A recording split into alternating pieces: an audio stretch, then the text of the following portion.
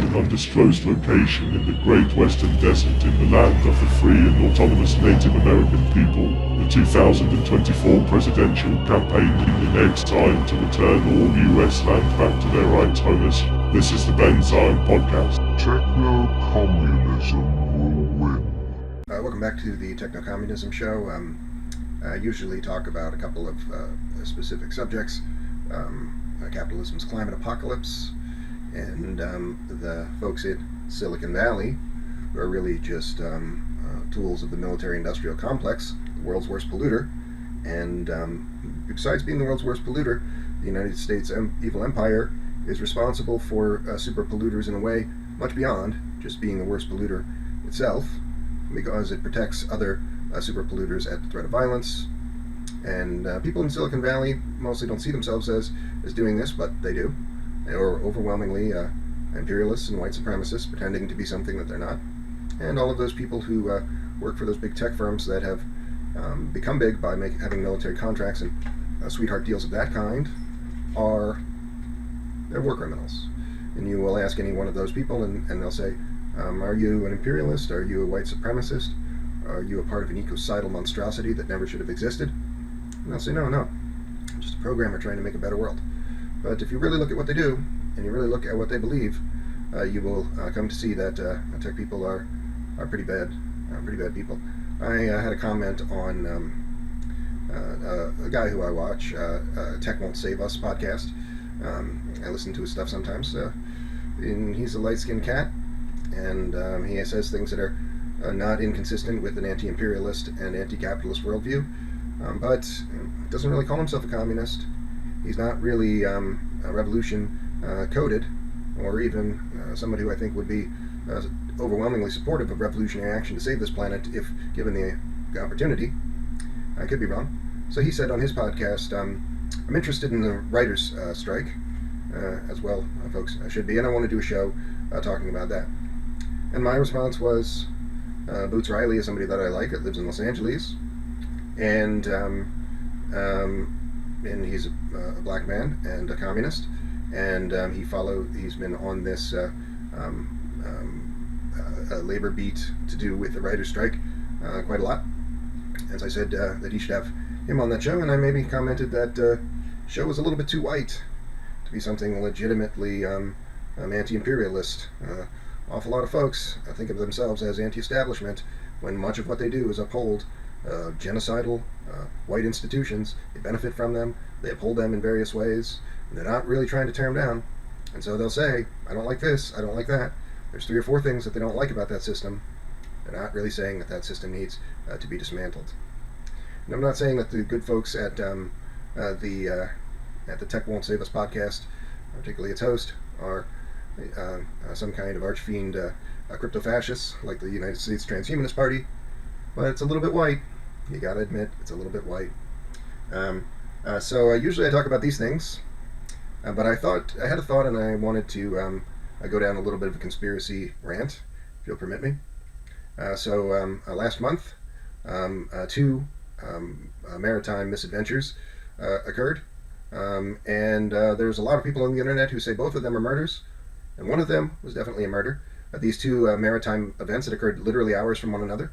One was occurring in the Mediterranean. A group of 700 folks in a boat were murdered by coastal authorities in the Mediterranean. They were intentionally not helped, and their ship was in distress. They were corralled away from safety, and when their ship was in distress, they were continued to be neglected by these authorities whose job is to save people in precisely this situation. But they were not saved because this is a white supremacist murder. These were darker-skinned people trying to make their way into the imperial core, and so white nationalists murdered them. And this should have been a story that astonished and angered the world. This is basically a mass murder, unlike anything that's seen outside of wartime events in recent years. And this should have been a huge story that took the world by storm and angered everyone at these white nationalists of the imperial core. Generally, I focus on the United States, which is the ringleader of that ecocidal death cult, but in this case we're talking about Europeans. And but it did not captured the imagination in that way for a variety of reasons, mostly because people are garbage. But one of those reasons is because just a few short hours, something called Oceangate occurred shortly after, and that was, of course, a submarine which had a couple of high net worth individuals in it, including designer and runner of this Oceangate firm, and some billionaires and mega millionaire heirs, and this was a disaster tourist excursion that you've no doubt heard about, traveling to see the Titanic wreckage, and this rather shabbily built submarine apparently decompressed and imploded because of the pressure and inferior materials that were used in its design and maintenance and running.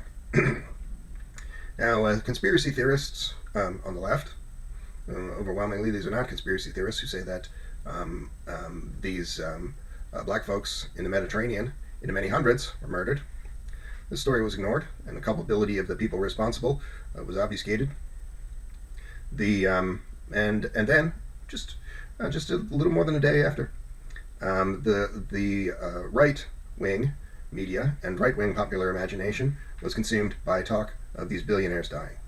And of course, communists are not entirely dissatisfied when a billionaire dies, but in this case, it looked an awful lot like something along the lines of intentionally clearing the chamber,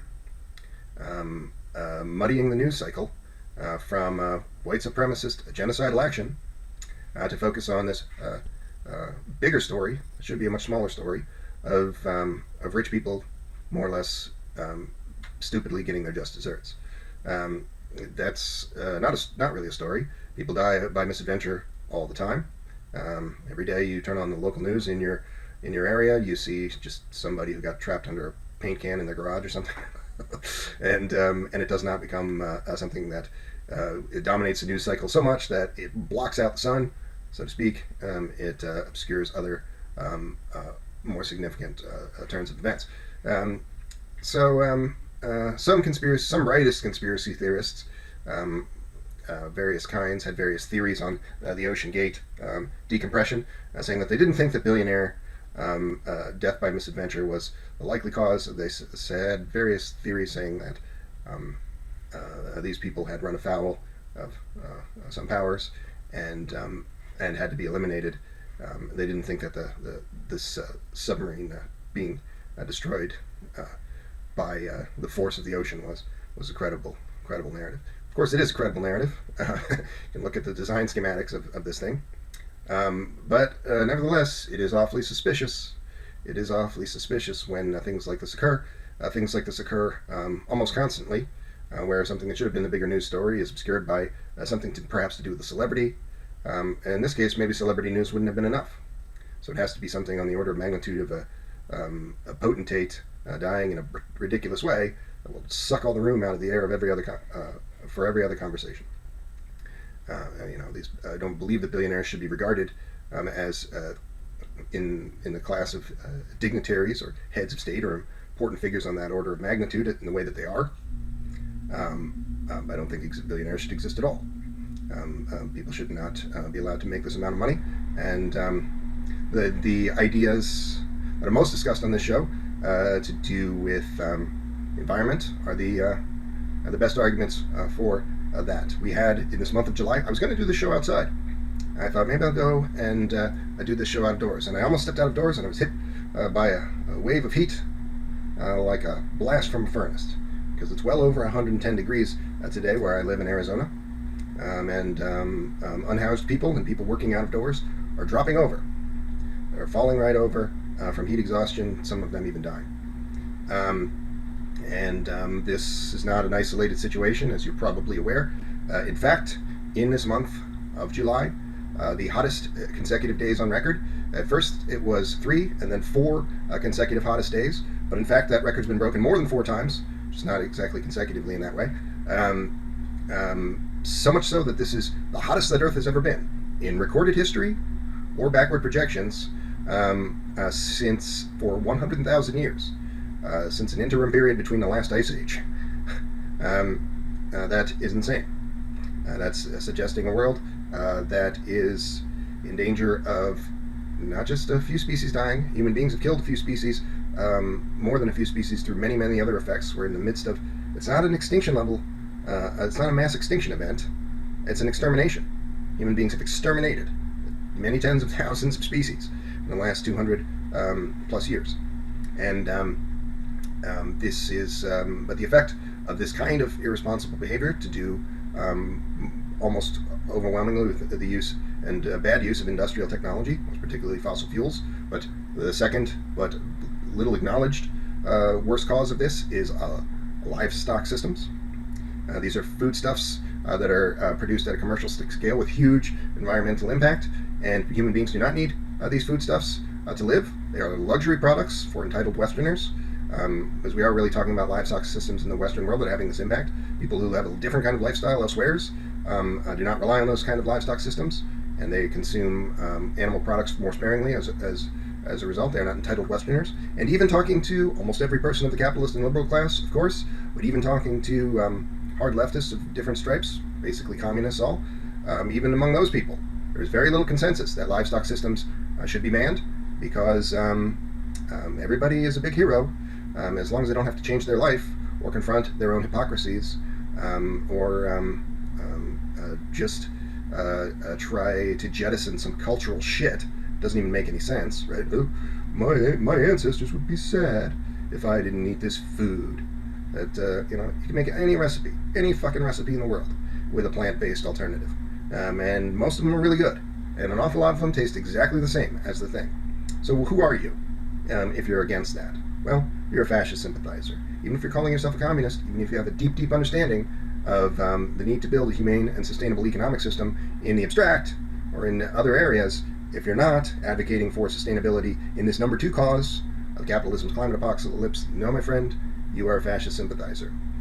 And I got into this, and I talked about this before. I got into this with some communists, and a good point was made, which bears repeating, and that is that overwhelmingly people advocating for plant-based alternatives are not people who are advocating for the abolition of livestock systems. They're not people who say that this thing should be illegal. And that's a pretty good point the communists made, but they made it in bad faith I, for example, do say that constantly to almost everyone that will listen. And I know that there are not enough people saying that, but saying that that other people who are pushing up to saying that, or trying to find their way to saying that, are worse than you, or trying to stop people from saying that, is bad faith argument.